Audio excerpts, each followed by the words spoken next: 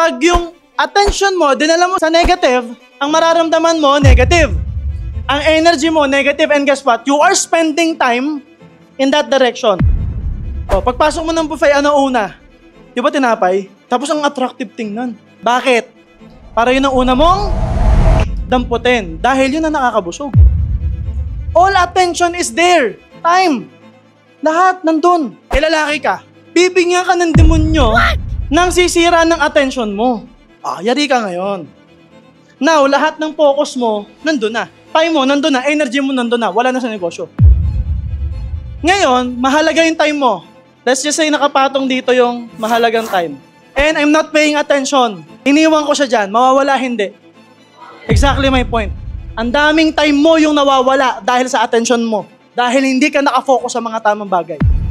Hindi mo nalalaman na nanakaw na yung time mo. Which is yun ang pinaka-valuable sa'yo.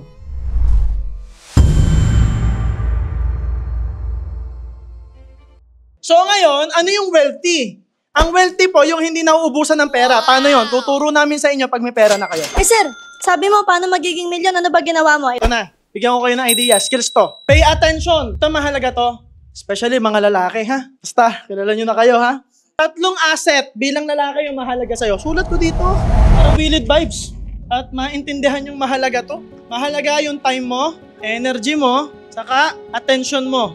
Ngayon, attention. Positive o negative? Pag yung attention mo, dinala mo sa negative, ang mararamdaman mo, negative. Ang energy mo, negative, and guess what? You are spending time in that direction. Gets? Example, if you are in a restaurant, nakafocus ka sa marketing, pagpasok mo ng restaurant, magandang restaurant like Denny's, Italianis, negosyante ka, ang thinking mo agad branding. Ano yung logo na naka-eye level? Kasi pag naka-eye level, kita ko kaagad. Gets?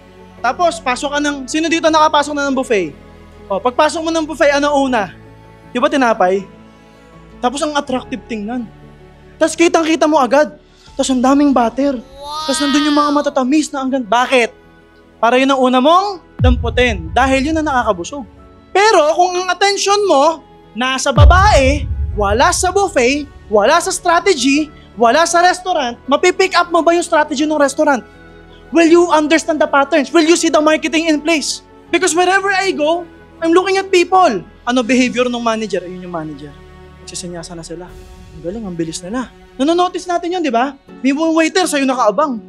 So, ang okay ang service dito. Yun ang binabantayan mo. Gagayahin namin yan. Ang ganda ng design. Ganun kami ni mama eh.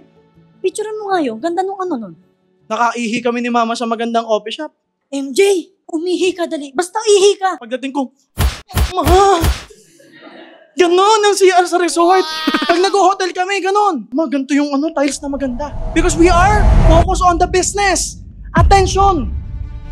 So the energy is always money-generating strategies. All attention is there. Time. Lahat nandun. Lalaki ka. Tapos nagka-resulta ka. O nagve-video ka. Bibigyan ka ng demonyo nang sisira ng attention mo. Oo. Maganda yan, sexy pa. Tapos maraming baggages. Tapos maraming problema sa buhay. Tapos feeling mo ngayon, kailangan mo siya ipagtanggol. Yari ka ngayon. Now, lahat ng focus mo, nandun na. Time mo, nandun na. Energy mo, nandun na. Wala na sa negosyo. Yung negosyo yung nagbigay sa'yo ng resulta. Nagigets niyo ako. Let's just say this represents time.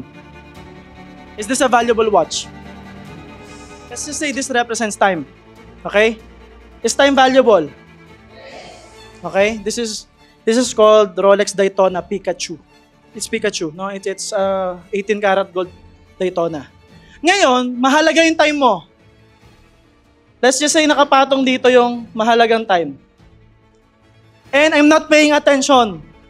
Iniwan ko siya dyan, mawawala, hindi. Exactly my point. Ang daming time mo yung nawawala dahil sa attention mo. Dahil hindi ka nakafocus sa mga tamang bagay.